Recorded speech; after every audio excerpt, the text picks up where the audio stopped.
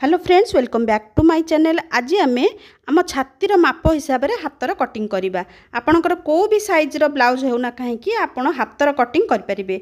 आदि किसी आपन को डाउट हो आप कमेंट कर जनइबे। तो ये देखूँ कपड़ाटा को मुझा भाग कर देखूँ ये दीटा है आ ये तले दीटा तापर देखूँ केमी भाव भंगाई देखूँ यहाँ एमती मझीरु एमती भंगाई आमर दीटा हाथ एका बेले बाहर। तापर एटा देखो मो पटर जोटा अच्छी से बंद पट आर पटटा देखो ये खोला पट। जिते बड़े आपड़ चिन्ह देवे ये बंद पटरू देवे। जदि बंद पटरू नदेवे कौन हम आपड़ जदि उल्टा पटर देवे हाथटा मझीरु आपणकर चिरा बाहर।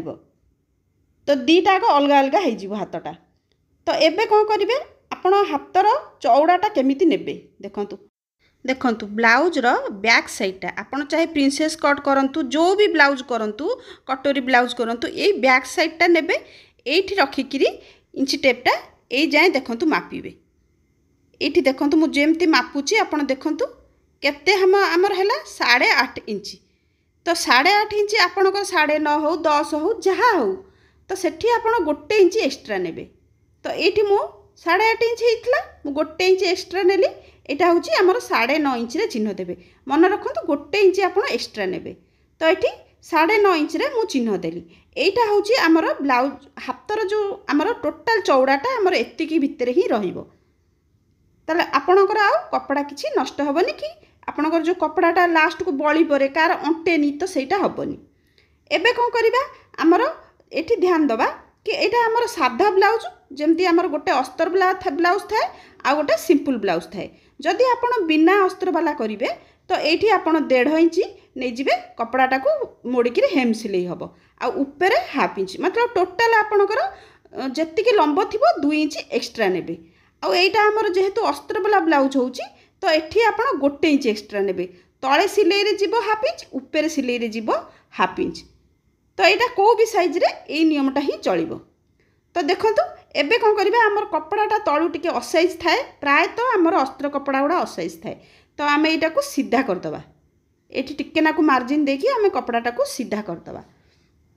तो एबे आमर यहाँ अस्त्र वाला ब्लाउज हो तो 8 इंच मोर लंब अच्छी मुझे 9 इंची 1 इंची सिलाई मार्जिन नेली। तो ये 9 इंच रे मु चिन्ह देली। एबे आम कौन करिबा ये गोटे लाइन पकईदबा। ये देखो ये आम लाइन गोटे पकईदबा आपको यहाँ बुझिया सुविधा हम। देखो पकई सारापर एबे आम देखा आमर तलू को जो डाउनटा आम करवा ये समस्त कन्फ्यूज हुए कि आम केते डाउन करवा। यहाँ आमर देखो 36 साइज्र ब्लाउज तो सेठिपे ये मु 3 इंच डाउन करी। जदि आपणकर 40 साइज कि ताठू ऊपर को है ताले आप 3.5 इंच डाउन करेंगे। आ 44 46 48 गुड़ा सब अधिका हेले तापर 4 इंच डाउन करेंगे। देखो मुझे 3 इंच डाउन कली। तापर आउ गोटे कथा मन रखु 4-5 इंचर जदि आप हाथ करेंगे ताले एठी आपण 38 साइज पर्यंत आप 2.5 इंच नेबे डाउन करेंगे। आठू जदि ऊपर को है ताले 3 इंच नेबे। देखो मुझे 3 इंच डाउन करी लाइनटे पकेली आमर 36 साइज पे ये 3 इंच डाउन है। तापर आमर आउ गोटे डाउट थाए ये देखु आमर यहाँ केतेटा मार्जिन रखा हुए जो ये आमर जेति आप ब्लाउज रे मार्जिन नहीं थे 1.5 इंच नहीं 1.5 इंच चिन्ह देवे आ 2 इंच नहीं 2 इंच रे चिन्ह देवे। मु मो ब्लाउज रे 2 इंच जेहेतु चिन्ह देइछि तो ये मु 2 इंच रे गोटे चिन्ह देली। एबे हेटु कौन करिबा आमर ये तलू आमर मोहरी मोहरीटा जी थी 10 11 12 जहाँ थी तार अधा नेबे। ये मोहरी मोर 12 थिला मु 6 नहीं आउ 2 इंच सिलाई मार्जिन ये नहीं गले। तापर कौन करिबा एठू ए चिन्ह गुड़ाक आम एकाठी करदे। देखो ये आमर लाइन टाणीदे यहाँ हूँ फिटिंग लाइन यहाँ देखो यहाँ आमर फिटिंग लाइन से आमर सिलाई मार्जिन लाइन। तापर ये देखो यू आमर 2.5 रु माने 2.5 इंच रु भितर आमर ये चिन्हटा रहा जेहेतु टिके लंबा हाथ आदि आपण छोट हाथ करेंगे ताले 3 इंच भितर चिन्हटा दिहब। यहाँ जेहेतु आमर लंबा हाथ तो से 2.5 इंच रे चिन्हटा देइछि।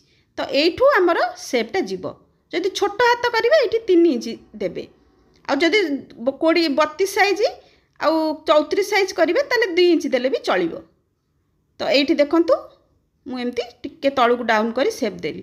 ଆପଣଙ୍କୁ ଯଦି କିଛି ଡାଉଟ୍ ହେଉଛି ତାହେଲେ କମେଣ୍ଟ କରିକି ନିଶ୍ଚିତ ମୋତେ ପଚାରନ୍ତୁ। ତାପରେ ଏଇଠି ଦେଖନ୍ତୁ, ଏଇଠି ଚିହ୍ନ ଦେଲା ପରେ ଆମର ଏଇଠି ହାଫ୍ ଇଞ୍ଚ ତଳକୁ ଏଇଟା ଫ୍ରଣ୍ଟ ସାଇଡ୍ ଆର୍ମ ହୋଲ୍ ପାଇଁ ଗୋଟେ ଚିହ୍ନ ଦିଆ ହୁଏ। ଏ ଚିହ୍ନଟା ଯଦି ଆପଣଙ୍କର ଭୁଲ ହେଇଯିବ ତାହେଲେ ବି ଆପଣଙ୍କର କାଖ ପାଖରେ କପଡ଼ା ଜମା ହେବ। ତ ଏଠି ଚିହ୍ନଟା ଠିକ୍ସେ କେମିତି ଦେବେ। ତ ଏଇଠି ଦେଖନ୍ତୁ ମୁଁ 1 ଇଞ୍ଚରେ ଏଇଠି ଗୋଟେ ଚିହ୍ନ ଦେଲି, ଆପଣଙ୍କୁ ଏଇଟା ସୁବିଧା ହେବ। ଆଉ କ'ଣ କରିବେ, এইঠু ধীরে ধীরে কিরি ଆପଣ এইঠୁ ডাউন କରିବା ଆରମ୍ଭ କରିବେ। ହାଫ୍ ଇଞ୍ଚ ପର୍ଯ୍ୟନ୍ତ এইଠୁ ডাউন ହେବ। ଦେଖନ୍ତୁ ଆସିବ କେଉଁ ଯାଏଁ, ଏଇ ଯେଉଁ ମାର୍ଜିନ୍ ଚିହ୍ନ ଯାଏଁ ସେତିକି, ତାଠୁ ଆଉ ଅଧିକା ହେବନି। ତ এইଠି ଦେଖନ୍ତୁ ଆମର ଏଇ ଚିହ୍ନ ସହିତ ଏଇଟା ମୁଁ ନେଇକିରି এইଠି ମିଶାଇ ଦେଲି। ହାଫ୍ ଇଞ୍ଚର ଏମିତି ଉପରକୁ ଦେଖ କେମିତି ଉଠିଗଲା। ତାପରେ ଏବେ ଦେଖନ୍ତୁ ଆମେ ଏଇଟାକୁ ଆମର ଏଇଟା କଟିଂ କରିବା। ତାପରେ କେତେ କେମିତି ଭାବେ ମୁଁ କଟିଂ କରୁଛି ସେଇଟା ବି ଆପଣ ଦେଖିବେ। ତ ଏବେ ଚାଲନ୍ତୁ ମୁଁ ତାକୁ କଟିଂ କରିକିରି ଏଇଟା କଟିଂ କଲା ପରେ ଆର୍ମହୋଲ୍ର କଟିଂଟା କେମିତି ହେଉଛି ମୁଁ ଆପଣଙ୍କୁ ଦେଖେଇବି। ଦେଖନ୍ତୁ ଏଇଟା ଆମର ପ୍ରଥମେ ତାକୁ କଟିଂ କରିଦେବା। ତ ଆର୍ମହୋଲ୍ କଟିଂ କଲାବେଳେ ଆପଣ ଧ୍ୟାନ ରଖନ୍ତୁ ଆମର କେମିତି କଟିଂଟା ହେବ। ତ ଏଇଠି ଦେଖନ୍ତୁ ଆର୍ମ ଖୋଲି ଦେଇଛି ପୁରା ଏ ଜାଗାଟା। এইଠୁ ଦେଖନ୍ତୁ କଇଁଚିଟା ମୁଁ ଧୀରେ ଧୀରେ ନେଉଛି। ଦେଖନ୍ତୁ କେଉଁ ଯାଏଁ ଆମର କଟିଂ ହେଇ ଯାଉଛି। ଦେଖନ୍ତୁ କେଉଁ ଯାଏଁ ଆମର କଟିଂ ହେଇ ଗଲା, ଦେଖିଲେ? ତ এইପରି ଭାବେ